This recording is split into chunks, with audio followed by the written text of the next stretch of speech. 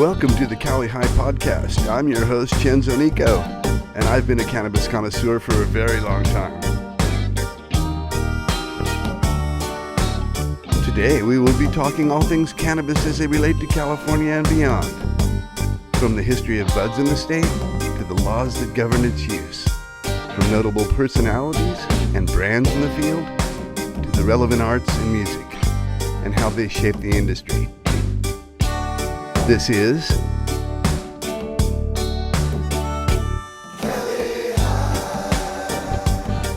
all right, today, LA Cannabis is here with Cali High, and we are so stoked.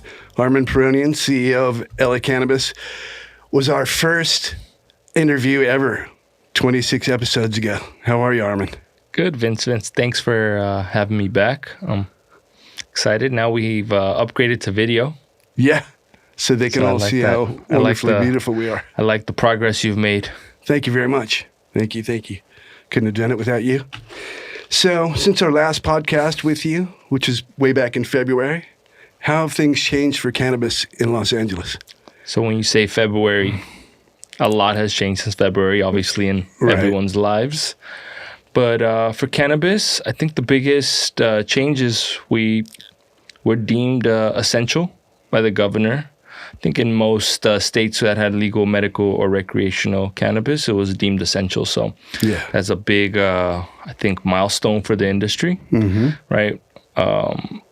Being deemed essential kind of solidified our legitimacy in the business world. So I think that's a big accomplishment for the industry from where we were even 2-3 years ago to where we're at. It's a big relief for all the cannabis users as well. Yeah, it was a very scary time for everybody, right? And then especially for businesses, which a lot of businesses got shut down. And for us to be considered essential, be first in line it put us first in line for PPP. So there's a lot of important things the industry had to do to make sure we comply with the CDC guidelines, which I think cannabis has always been so proactive with compliance, and we're so regulated. So when any government official puts anything out, we're just kind of automatically programmed to want to comply very fast. Right. And I think maybe some other industries that regulations are watered down or it's more laxed and it's less rigorous to compliance, but we're probably slower to react. And I know a lot of little mom and pop businesses didn't actually do the CDC guidelines until someone came knocking on the door, like, hey. Yeah, force them into it. Right. And cannabis was first in line. So as far as that goes, a lot has changed in the way we operate till today because we're still operating in COVID mode. But for cannabis in the city of LA, the city just released the names of the 200 new licensees. Oh, wow. So that's big for the city. We went from 188 to 100 more being released late last year, and then they just released the names of the 200 additional licensees. So what was the city's process for granting those? So they had an application period, and they had requirements. I think through 2025, no licenses will be issued in the city of LA unless they have social equity applicants involved in the business. So that was the big part of the application. So all the 300 new licensees outside of the original 188, or we call them EMMDs, which is existing medical marijuana dispensaries. Pre-ICOs, they used to be called? That's the old name. Yeah. That's the old name. So there's a new group of 300 that should be coming online. They're all going through their building and safety processes, getting their licensing in order. So they need to get their city license completed, and then they can apply for a state license. Once that's granted, they'll be able to operate. How have things changed for LA Cannabis? COVID gave us an initial spike in business when people went into panic buying, and then it took a little bit of a dip. Around the toilet paper craze. Yeah, there was a weed craze as well. Yeah. So that was happening. We had lines out the door, people thinking we were going to close. But I think once we were deemed essential, a few weeks passed, and people got comfortable with the new way of living. Yeah. We saw a steady, not a decline in business, but tourism stopped. So we felt that. What was that percentage, you think? Luckily for us, we have a really strong local following, and we don't depend too much on the tourism. It's just like a bonus for us. When tourists come into town, we feel it. But I would say we saw a 70-80% dip in new customers. That's a big number, right? Oh, yeah. So a big dip in new customers when the lockdown went into order because no one's traveling. LAX was a ghost town for a little bit in March and in April. So that affected us as far as new customers went, but fairly stable. I think April and May kind of came on, and we have seen a month-over-month gain in business through, I'd say August, we were gaining every month. New customers at all? New customers. Yeah. The illicit market, we felt like took a bit of a hit during COVID as well, disrupted the illicit supply chain, and we did see a direct effect on that when customers were like, yeah, my buddy has nothing, or like, everyone buys an eighth from their neighbor, or they know somebody that knows somebody that grows, and that's the illicit market. And we did see a spike in customers complaining that there's no good weed out there. That's why they're coming and paying the taxes at LA Cannabis Company, right? So that happened. I think, a lot of the stimulus money kept people afloat, so they were just continued their spending habits. But with the stimulus money running out, the additional federal aid for unemployed people running out, we saw a little dip, but overall, fairly stable. I think the industry's been, I want to say, as stable as it's been. Yeah. This is the longest stable run we've had in years. Yeah. Right. So, but I see things are getting better. Things are getting a little more stable. Brands are getting their processes down better. Retailers are becoming more efficient. So I do see that up and down the supply chain. I know you've had glass between your bud tenders and the customers. How have the staff been handling this? So, that's been a blessing in disguise for us, I think, during this COVID period. Oh, yeah. For safety reasons, we've had a glass in front of our counters where our bud tenders... like bank tellers. Right, similar like bank tellers, because, we have a lot of product. Yeah. I think a lot of the reasoning behind us having the glass was we do have a large selection compared to a lot of other dispensaries. So we felt safer, and I actually get anxiety when I go to some of these other stores. Oh my God. And I see no glass, no separation. Could be a ton of product behind them, no separation.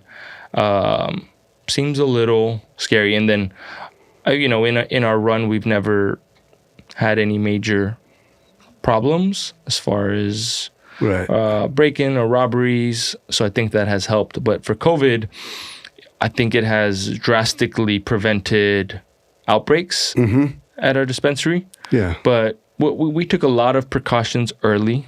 I think one of the biggest things was disinfectant. We went with, we sourced isopropyl. With the UCBA?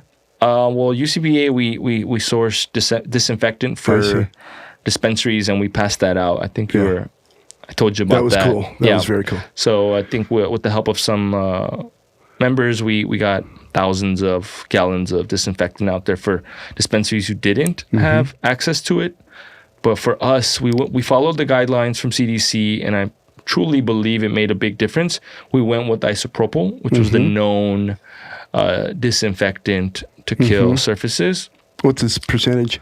We go with 70%, and we actually had an isopropyl supplier because we use isopropyl to clean our scissors. Yes. So we had access to a commercial isopropyl through our vendors, and we bought early. So we bought tens of gallons early before people started running out. Yeah. So we had stockpile.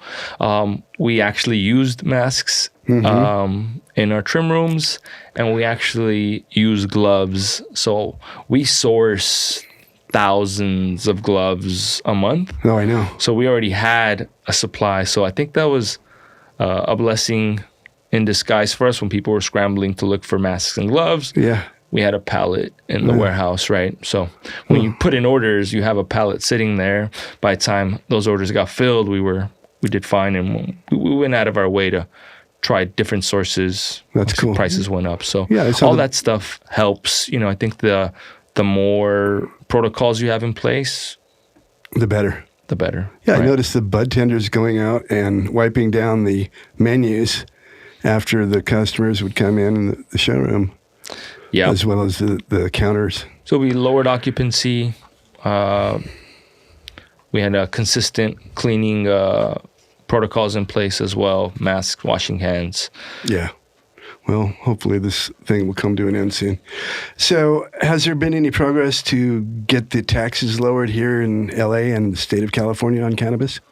I think we talked briefly about taxes on our last podcast. And yes, we did. So the state of California, there was a bill attempting to lower taxes, which fell out. And it did not get passed in the legislature. Who was sponsoring it? I would have to look it up, but we had a bill. It had support. I just feel, lowering taxes is not a Californian thing, so that's a big ask.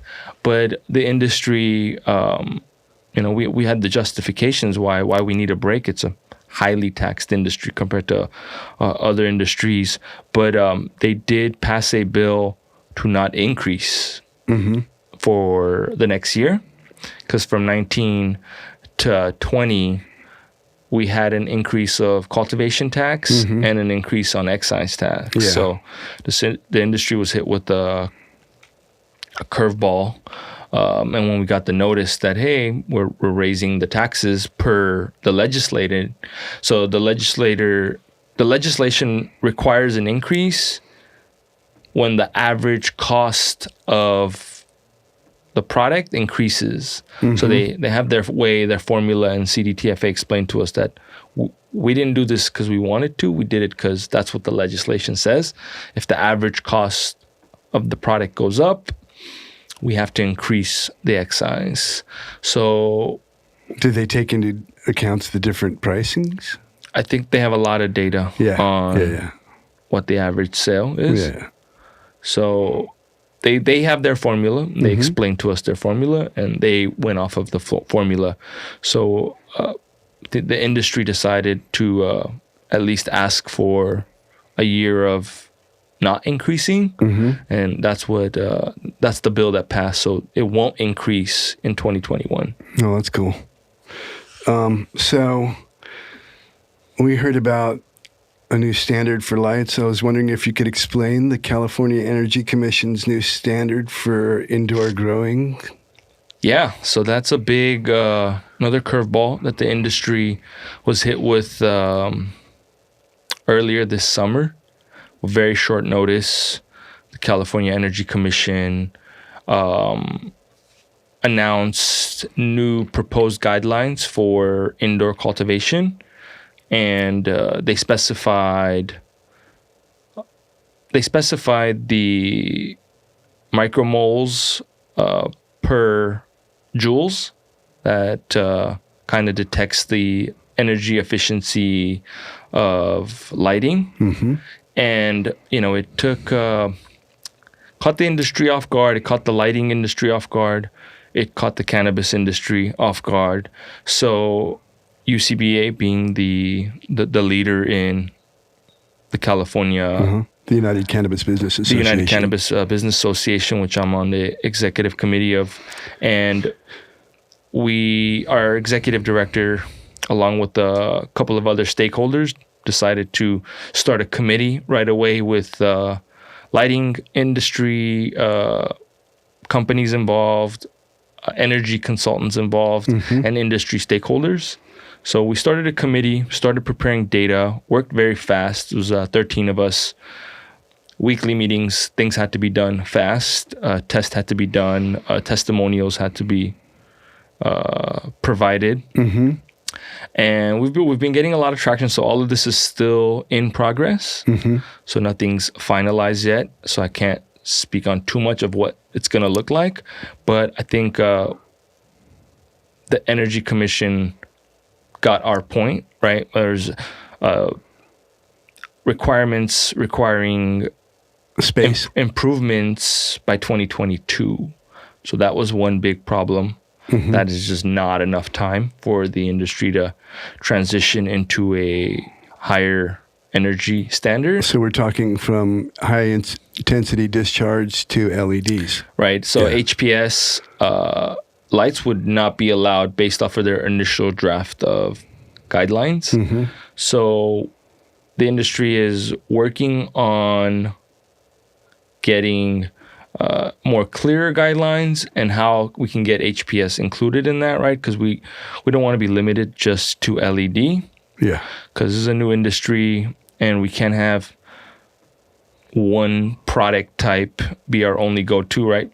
We need a competitive lighting space so that technology evolves, right? If you give it all to LED, the evolution kind of creates this race to the bottom where if you have HPS and other types of lights allowed, and we have more clarification on how those lights are going to be rated is like the key, right? That's where for us in the cannabis side of the committee, we were just like, we don't want to have one light and we don't want to change out the tens of thousands of HPS lights that are on the market now. And we definitely, there's a cost aspect to it as well. LEDs cost more than HPS.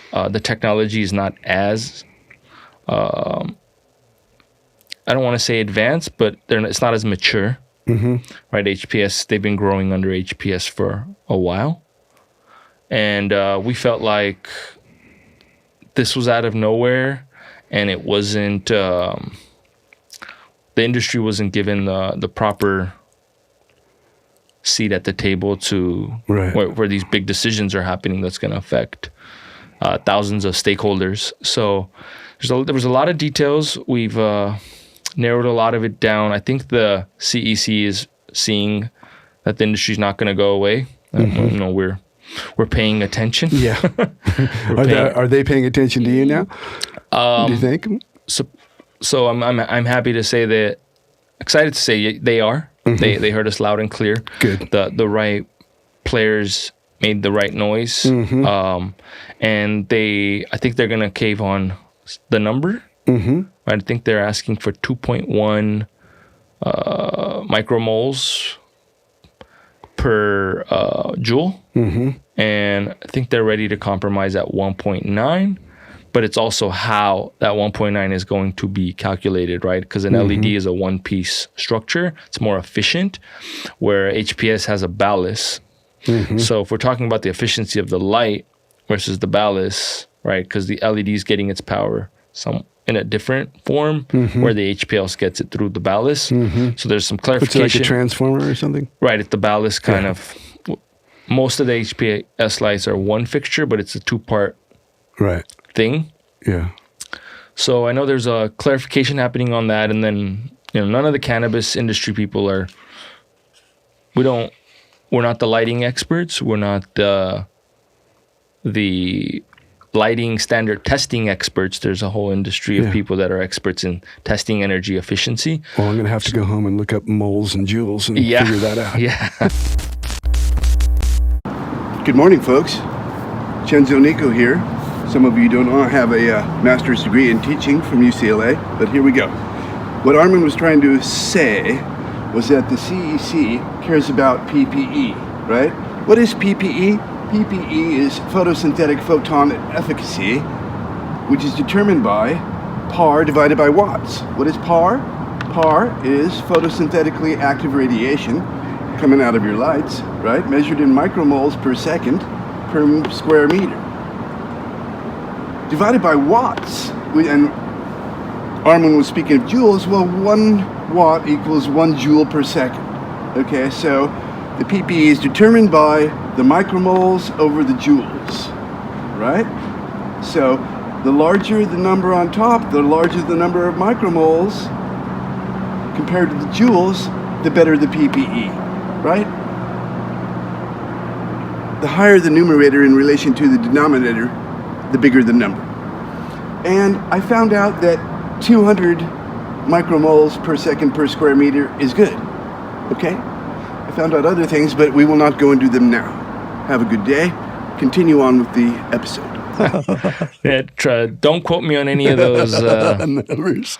those numbers, or I know the numbers, but I don't want to say anything where the experts, they know this stuff better. For us as industry, it's more we want the options and we want the lighting space to be competitive, right? That's going to create the competition creates the better product, and that was our big concern. And then obviously the cost, and then some of the requirements in there about dehumidification and those other standards, all that is getting cleared up. And I don't think they quite understood the growing process, the people who drafted these rules. They just knew energy.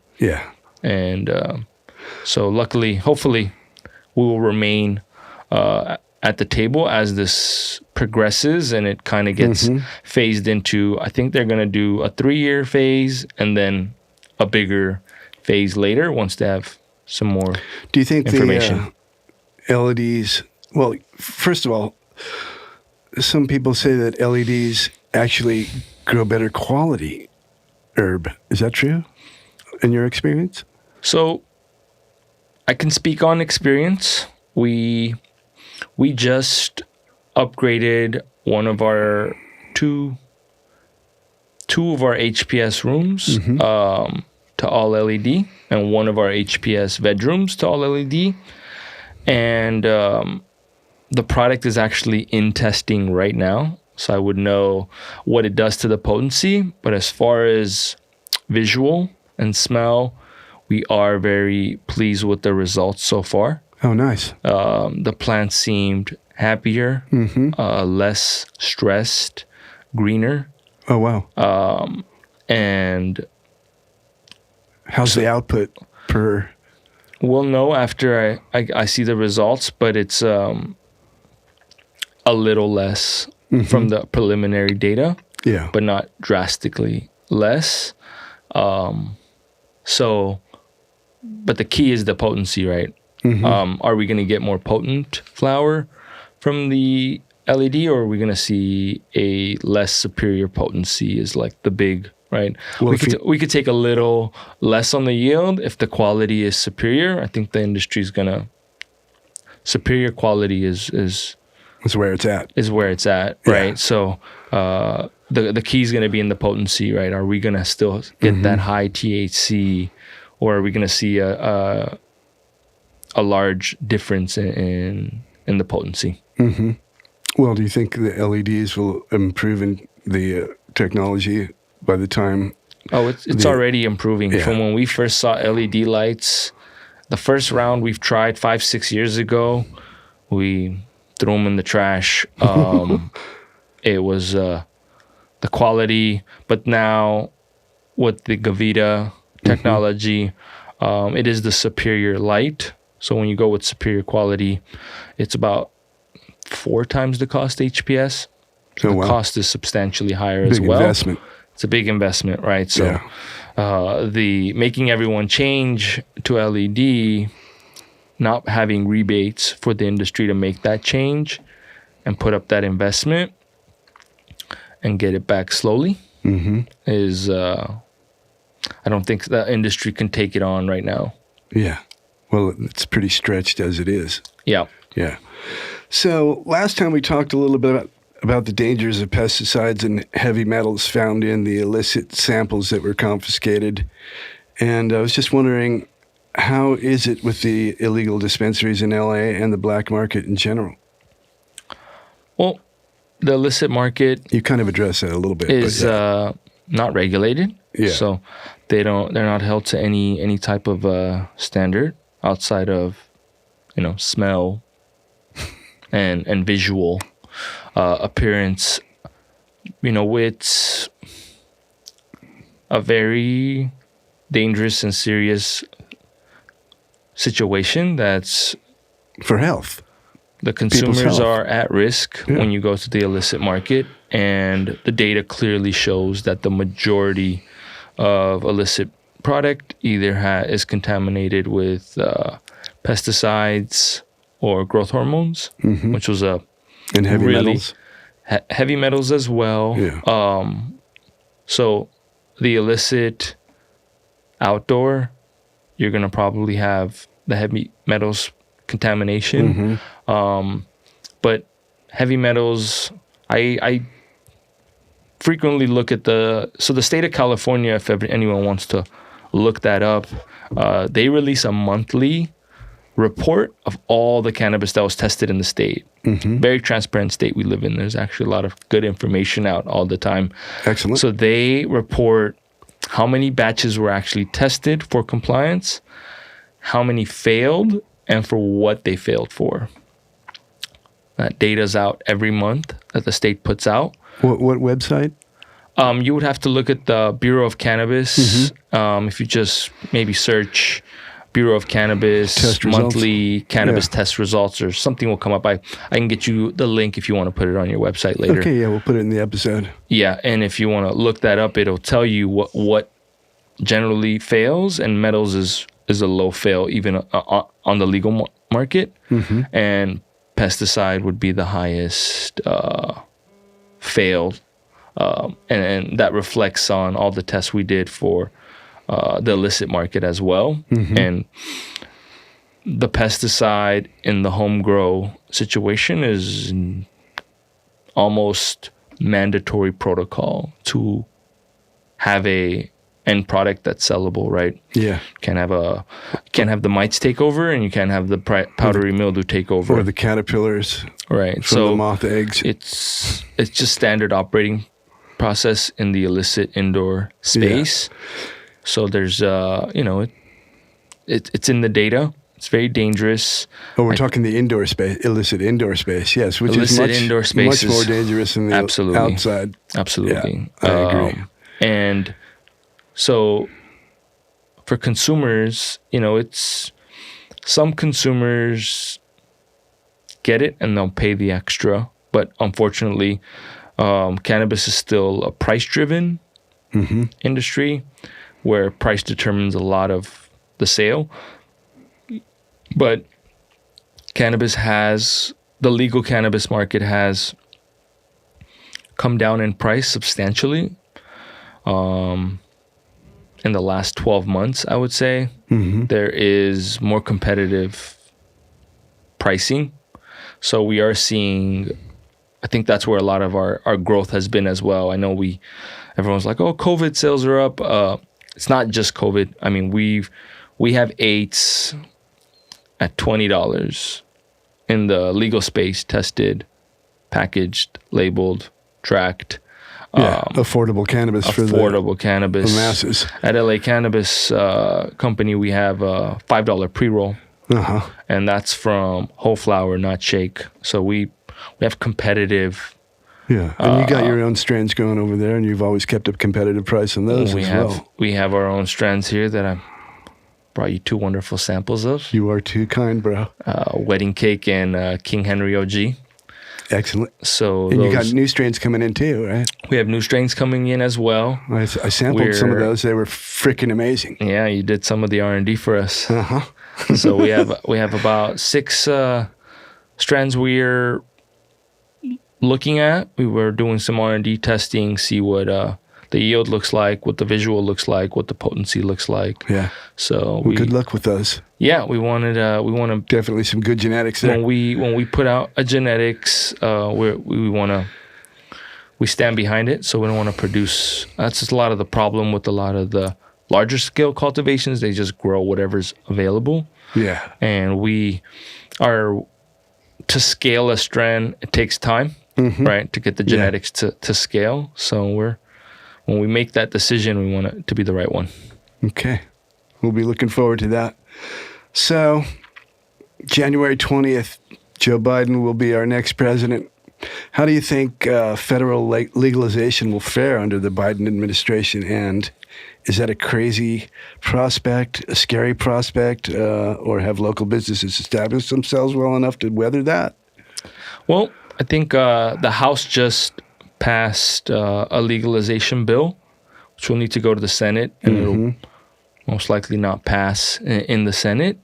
But the Biden-Harris administration, I think, is definitely going to accelerate cannabis legalization on the federal level. What that means for the cannabis industry, there's pros and cons. I think for at least the small to medium operator. For the larger operators, should be okay. They're pushing for federal legalization because they want to consolidate their supply chain. For us, the pros are we get better access to banking. Which you don't have any banking right now. I can get a loan on my own house, right?